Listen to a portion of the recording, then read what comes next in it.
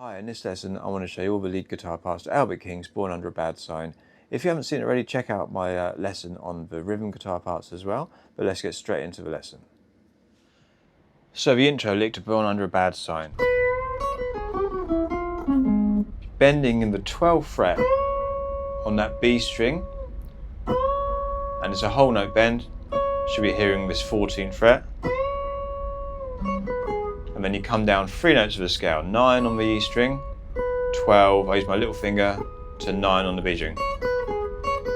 And they're grouped in a little grouping of 3, a triplet. And then you've got 3 notes grouped again. You bend 11 on the G string, bend, release a bend, pick it as a unbent note. And then this lovely hammer on 9 to 10, roll down 11, 11.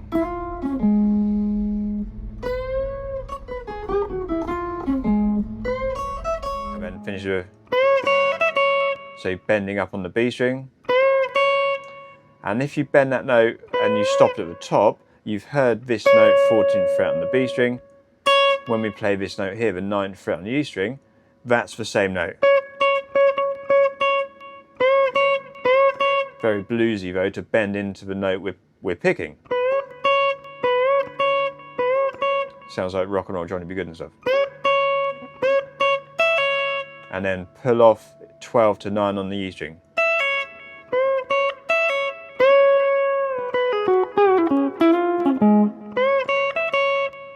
And this little lick recurs many times throughout the song where he just goes. That's how it kind of marks the end of every chorus. So it's a really important lick to get under your fingers. Very cool sounding, that first lick. And that's the first little solo. Sounds really nice. So the first lick going in, it's like starts with a chorus and going into a turnaround bit of a chorus.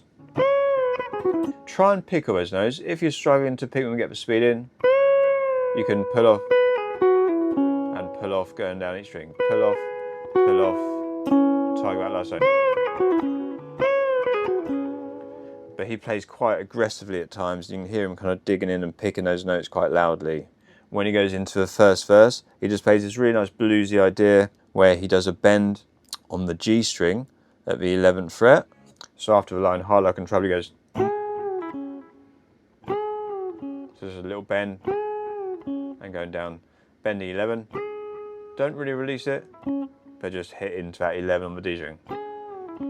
And then he answers it. It's like a little question, and then he does an answer where he does release the bend and pulls back to 9 on the G. The next lick he repeats quite a few times. He just goes. So you can pull off 12 to 9 on the B string. And so the lick after the lyric, since I began to crawl, it's just descending down the scale, starting on the 12th fret on the B string, finishing on the 11th fret on the D string. So if we think that in terms of a chord we're playing over, it's like implied a C#7 chord. It's the 7th of that chord going down, finishing on the root of the chord. And it's just all constant notes. If you can alternate pick them, you get a much more definite sound and attack of notes. If you find the picking tricky about speed, just pull off. You can keep your first finger barred, pulling off a little finger to 9th fret, third finger to 9th fret, hit the last note. And then as you get more comfortable, pick the first 2, pull off G string, and it gives it a bit more of a definite sound. But most of the licks in this song are descending down the pattern of a pentatonic scale, so it's a really good technique builder for getting your coordination between the two. And if we can alternate pick those, it's the fastest way to create more speed. So the lick after the line again, since I began to crawl before the solo, is just again descending down the scale. It's a shorter lick, this one. You bend 12th fret on the B string and just play 9th fret on the B, 11, 9 on the G string. The bend is quite smooth, kind of sweeping upwards. In the verse before the solo, he doesn't play very much at all. This is a nice one, just bend at 12 on the B string, and then pull off 11 to 9, 11 on the D string. And then there's another one, a little staccato stabs, and then we round off that chorus before we go into the guitar solo. So the guitar solo, we're going to come right up here. So it's a bend at the 19th fret, 14 on the B, 17. Slide back into 19, and another bend.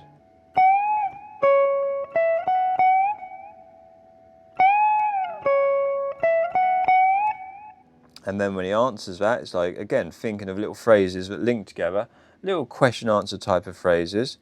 He then responds with the same two notes he started the solo with, but leaving a much longer gap between them. Lovely little answering phrase. So bend up, pull off, and another pull off repeated. So you can view all those as little question-answer type phrases. It's part of a conversation. He's building up something of interest. It's really interesting.